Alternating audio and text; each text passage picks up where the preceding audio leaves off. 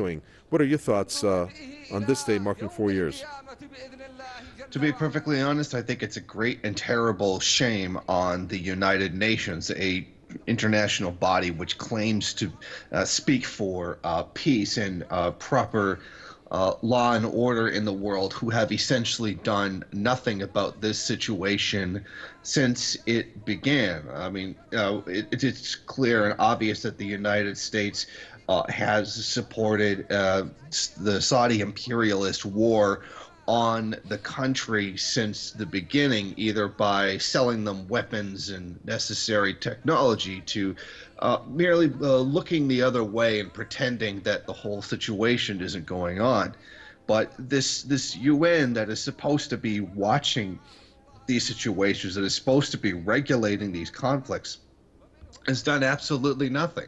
And we know that this is wholly because the United States and other imperialist powers, so particularly the UK, have stood essentially in a very quiet solidarity with Saudi Arabia in its war. And I should add Canada to that list as well, who, despite its very progressive veneer, the very smooth talking prime minister who talks very much about feminism and human rights, was certainly very happy to sell one of the worst regimes in the entire world weapons that will be used to slaughter people just to take control of their land, to take control of their resources. And this shows how, in this case, if the United States gets what it wants, the UN is essentially useless. And I think that for a lot of people, this is a very frustrating moment as to why any country should be part of such a body as the UN when clearly it's completely ineffective in this case. It's not able to accomplish anything. And for a lot of us, so watching this unfold, watching this get worse and worse, I'm very much reminded of when Muammar Gaddafi was at the UN and he demonstrated his frustration at the inaction of the United Nations and through the rule book in a very dramatic moment, expressing the anger that he felt uh, towards the UN and the time that he spoke to the Arab countries, and he said, any one of us could be next. Any one of us could be invaded, and it's going to keep happening and happening over and over and over again. And there's no one there to step up and stop it. I mean, that's exactly what has been going on. That's that's what we are looking at: invasion after invasion. The two perhaps exceptions to that case is the Taliban in Afghanistan and the cooperation between Iran, the Syrian government, and Russia to push out the U.S.-backed forces inside the country. And as this is going on, there's these kinds of hostilities are perhaps in their infant stage inside of Venezuela right now. These things are starting to unfold there, with perhaps the germ of some greater military conflict in South America. And this is the thing that just keeps happening over and over again. And this regulatory body that claims to be the voice of law and order in the world, it can't seem to do anything. I mean, they're very good at coming in after the fact with aid and medicine and all those kinds of things needed after conflict. But that's kind of like being very good at dealing with the problem after the fact and not preventing the problem to begin with, which is what they claim that they're supposed to be doing. And we're looking at another conflict where we have to essentially, it just continues to happen, and we keep appealing to our representatives in the UN. They're not doing anything. And what is it? It took about almost 4 years for the United States to even essentially acknowledge that anything was even going on inside the country. Only since the death of the journalist Jamal Khashoggi did the United States even acknowledge that there was a war going on in Yemen. And once he died, then that was the red line. And now they're starting to talk against what's going on inside inside that whole situation. They're going to Congress. They're trying to write up documents or what have you, denouncing what's going on inside of Yemen. But in the end, where was that outrage when this was going on from the beginning? And now that it's maybe a public relations problem for the United States, now all of a sudden they care, as if the thousands of tens of thousands of people who have died isn't reason enough. But the United States cares more about its image than the innocent people who have been murdered, while it continues to call itself a shining beacon of freedom and democracy for over 200 years. But there's still a great deal of frustration being felt by a lot of people, including myself, that this continues to happen, and essentially the UN is not doing anything. Well, it was quite telling when UN Resolution 2216 was dropped on Yemen, and this was against Abdul Malik al-Houthi, who's the Ansarullah movement leader. So that really created quite a bit of a controversy, because basically the UN is sanctioning the leader of the country that's being bombed, and the ones that are bombing are Saudi Arabia and its coalition, yet they are not being sanctioned. It just doesn't make sense in that respect. No, it makes no sense whatsoever. It's almost like the UN is, well, no, not almost. It is being weaponized by the imperialist powers. It's very frustrating to look at to look at things. Is Yemen inside of Saudi Arabia attacking it? No. Is Saudi Arabia inside of Yemen attacking it? Yes.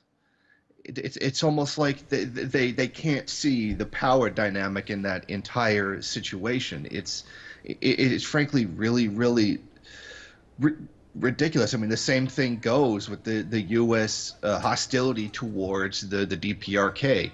Does the DPRK continually sanction and block and embargo the United States? No, it's the other way around. It's the U.S. that's doing it to them, yet they've got the entire UN acting as though the DPRK is the problem. I mean, I've heard estimates upwards of the United States funding 60% of the UN's budget. I mean, that's they're holding the purse strings in that case, and that's going to allow them to wield a significant amount of power. I mean, what did we see when the UN voted in favor of I believe it was recognizing Palestine as a state? The United States threw a fit and withdrew a bunch of their funding. Then they withdrew a whole ton of their aid to Palestine in retaliation for simply acknowledging that they exist.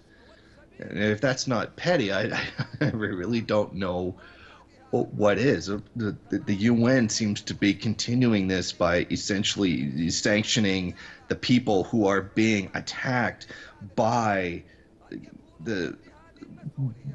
imperialism. It's almost quite baffling at times how much they're willing to beat the victim while they're down.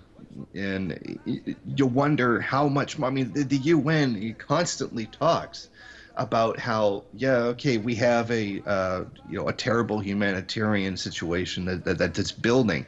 We have, millions of people, more than 10 million people on the verge of starvation, but then they turn around and they do this. They turn around and essentially make the situation worse. It makes you,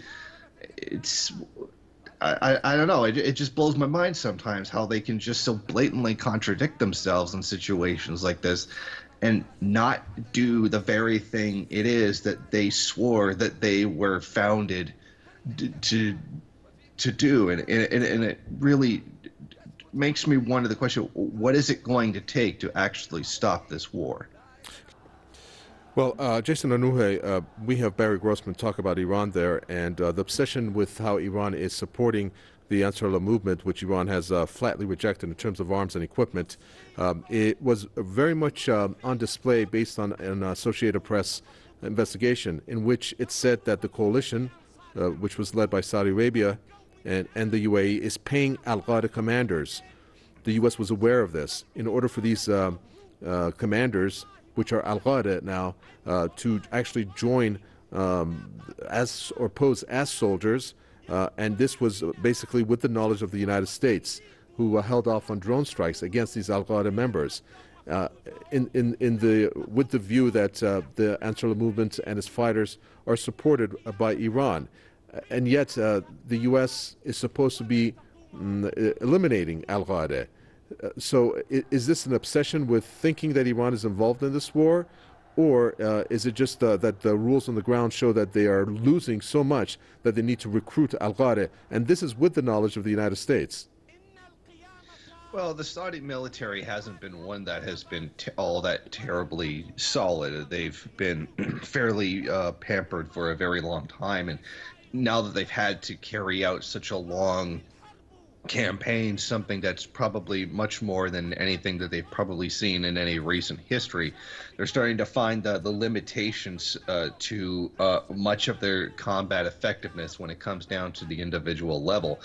And I think that the frustration over that, dealing with the guerrilla tactics of the Houthi rebels, that they're starting to understand some of their own limitations. So they're bringing in people who probably have maybe more combat experience, maybe people who are better at actually fighting guerrilla forces. Using Al-Qaeda to come in and do these things does not surprise me in the very least. And how much money has Saudi Arabia funneled towards ISIS to combat the coalition of Iran, Russia, and Syria inside of Syria itself? So Saudi Arabia is certainly no stranger to coming in and having proxy forces do their dirty work for them.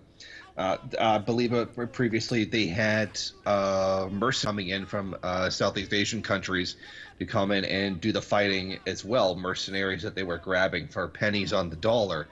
Very interestingly enough, but this obsession, and I think you could definitely call it an obsession of blaming Iran for their own inadequacies when it comes to fighting against the Houthi rebels. I mean, we've yet to see any real solid evidence that Iran is funding the Houthis in any way.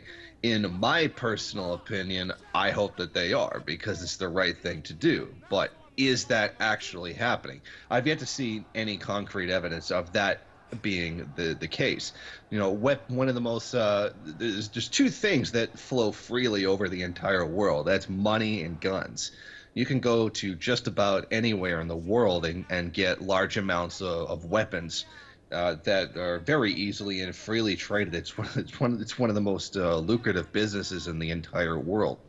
So to simply reduce what is like the biggest trade in the world to something that it must be Iran almost seems like throwing a dart at a map and then blaming whoever it is that it lands on, because you've got just as much of a chance of pinning down the actual seller.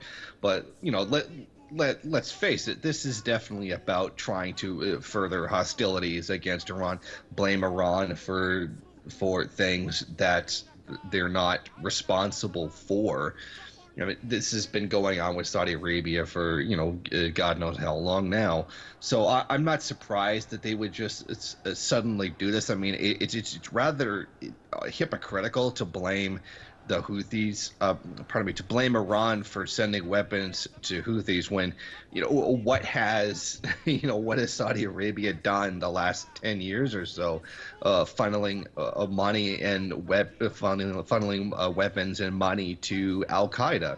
I mean, how many connections to Osama bin Laden's group was there behind 9/11 that were completely Saudi in nature, that ended up being censored from the official report in the United States? How many times has Saudi money being ended up into the hands of Al-Qaeda inside of Syria, the al-Nusra Front, in some cases even ISIS itself? They've been a great proxy force for Saudi Arabia, attacking basically everybody it is that Saudi Arabia is in hostilities with, but not anyone they're not in hostilities with.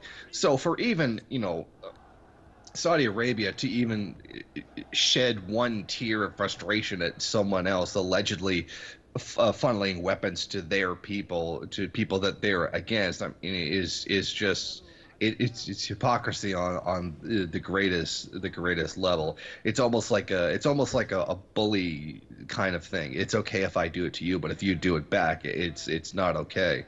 But there definitely seems to be this seems to be a part of a larger foreign policy to demonize Iran when sometimes on the most laughable grounds imaginable, and sometimes some of the most hypocritical grounds possible. Saudi Arabia, quite possibly, is one of the worst countries in the world for human rights, and they dare point a finger at someone else. They dare try to insult someone else. I mean, it's frankly just beyond ridiculous.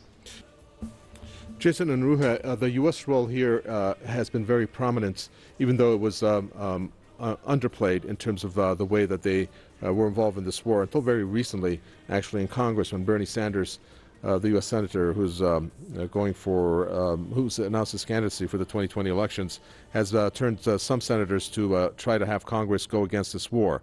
But this support still continues. And we must not forget that it was under the U.S. President Barack Obama when this war actually was initiated. And back then, this is what Obama said. He said, in support of the Persian Gulf Cooperation Council, it needs to defend itself against Houthi violence. President Obama has authorized logistical and intelligence support for this military operation. But the U.S. is not supposed to be on the ground. Plenty of reports also surfaced in the years that the U.S. is on the ground.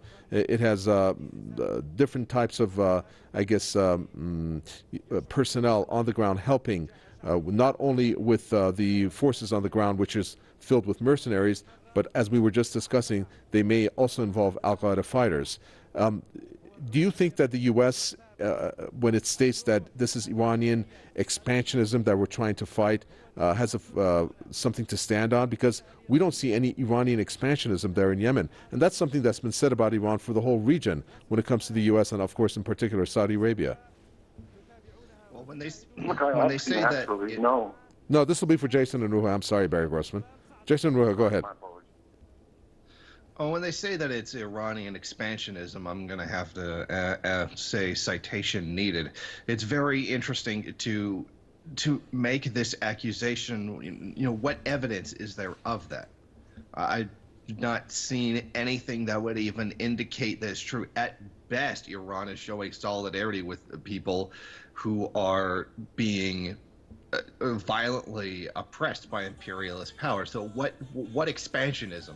Show me one Iranian on the ground inside of Yemen. I've not seen a single one. Allegedly, there's Iranian weapons going in there. Again, you can get those weapons just about anywhere. I don't know what it is that supposedly makes them Iranian, but of course, I mean, this is a larger geopolitical issue. The United States is vehemently opposed to anybody who will not make themselves out to be, compliant client states of their interests. That goes for Syria, that goes for Afghanistan, that goes for Iraq, that goes for Iran, that goes starting to begin again inside of Iraq. I mean, it's very, you pointed out the hypocrisy of saying that Iran is interfering when you do have the U.S. on the ground. And I believe only 2 days ago, it was reported that two British Special Boat Service personnel were injured on the ground and were evacuated back to the UK to receive treatment for wounds to the arms and the legs. And they certainly admitted through the Daily Mail that there are Special Boat Service personnel inside the country who have been serving several roles, but one of them being the air traffic control work, guiding the bombers that were being used to carry out the worst of the inhumanities against the Yemeni people. It's fairly stock in trade for the United States to essentially take whoever it is that they're oppressing and claim them to be the oppressors. We can point to the old statement by Malcolm X: "The media will have you hating the people that are being will have you hating the people that are being oppressed." To paraphrase him, that's not exactly what he said.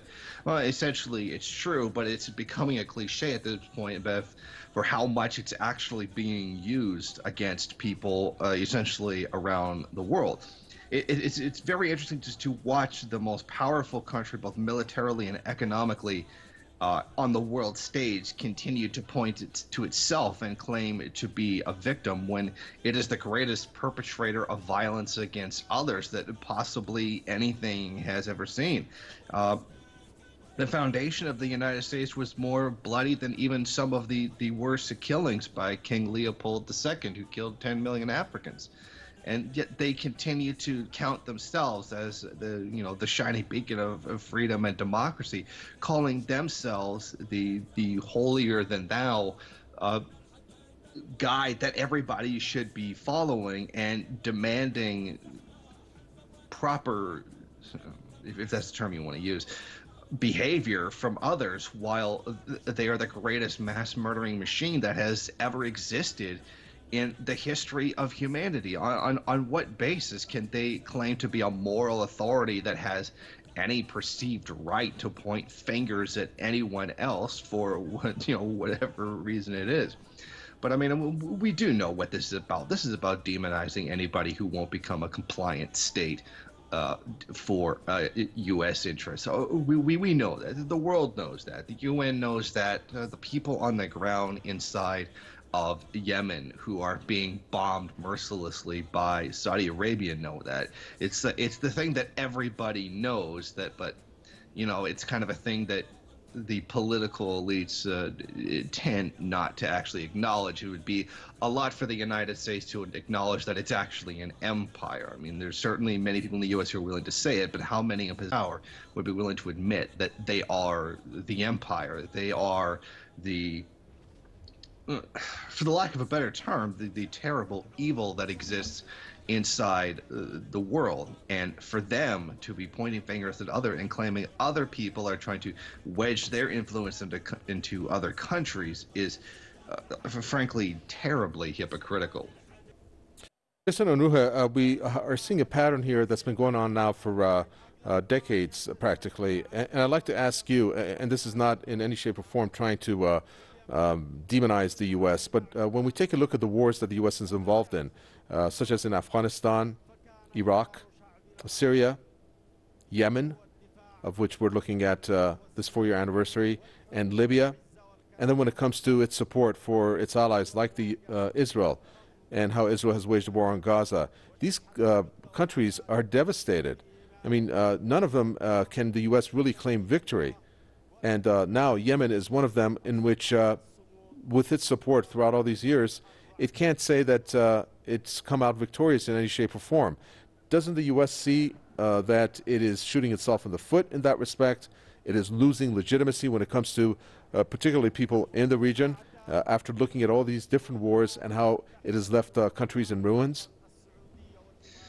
Well, far be it from me to demonize the devil, but yeah, I would definitely, I certainly agree with that. The imperialist conquests that have recently taken place have not panned out for as well for the United States as they had been in the past. This recent spate of imperialist conquests, since under the guise of the war on terror, etc., have not gone the way that they traditionally have. Uh, while they gained a military and political victory inside of Libya, the country is in a total shambles. It's questionable how much they even have any control over how much control anybody has over the country, considering the amount of chaos that it's in. Iraq is now slipping away from U.S. control to start having friendly, mutual, beneficial relations with other countries in the region, particularly, much to the U.S.'s dismay, Iran. We have essentially the failure of U.S. foreign policy inside of Syria.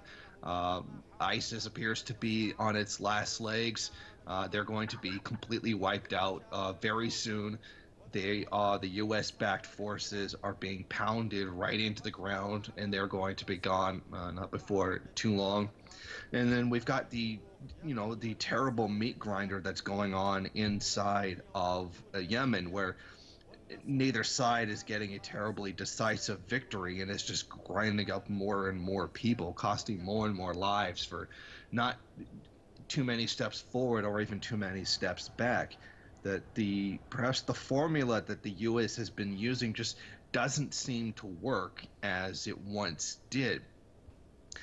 We take certainly a kind of investigation to look into see why that is, but it's certainly very obvious that things are not working out the way the U.S. had originally wanted them to, and I'm certain that there's a very strong frustration within the U.S. political elites, those who maintain the empire, who people traditionally, well, not traditionally, but have recently taken to calling the deep state, or what is, in my opinion, very much the essence of empire, that you cannot simply dismantle. It is part of the very nature of the empire itself. I think that they are becoming increasingly frustrated with the failures that have taken place, and I'm sure they're probably frustrated with the inconsistent policy that current U.S. President Donald Trump is carrying out. But by no means can they really blame Trump for this. I mean, a lot of this was going on before he was ever president. Although he's certainly not making things any easier for the empire. That's not to say that Donald Trump is a good guy. I'm not suggesting that in any way, shape, or form. Well, what I am saying is that there seems to be a disintegration of the U.S. grip, at least on the Middle East. A lot of the countries that have been invaded are their power over them seems to be waning to a great deal. It seems like they're entering into negotiations with the Taliban right now for a withdrawal. I mean, essentially, this is the United States giving up. They're not going to get rid of the Taliban. They're not. And Afghanistan is the graveyard of empires for a reason. They're trying to create some kind of politically acceptable withdrawal to try to save face before they go, but they know that they've already lost. They know that this is the end, and I think that as you say, this is definitely a general trend that has been occurring in the last couple years. I think that we are very likely seeing the decline of the U.S. empire right now. And there's all kinds of things: the fracturing of social society within the U.S., the failure of its foreign policy, the great perhaps chaos that's going on in the economic realm. Greater and greater amounts of money are going towards the financial sector and not the industrial sector, which is the real driver of value in society. And this is creating all kinds of contradictions inside of the society, not just social but economic and political as well. Every day we're being given new conspiracy theories about why Donald Trump won, and then the Mueller report comes out and debunks that. And now we have a kind of a political pivot. They're now starting to claim that China is interfering in the U.S. political scene by using AI bots on social media. So it's a never-ending circus of complete and utter nonsense to try to deal with the fact that U.S. society itself is fracturing. It's falling apart. It's suffering from great destabilizations, and that's definitely reflected in its foreign policy as well. And I think that we could be looking at the very end of the U.S. empire in maybe, say, an optimistic estimate of 10 to 15 years, maybe. And this is something that has been coming for some time now, and something that, not just myself, but many other people feel is we're greatly looking forward to.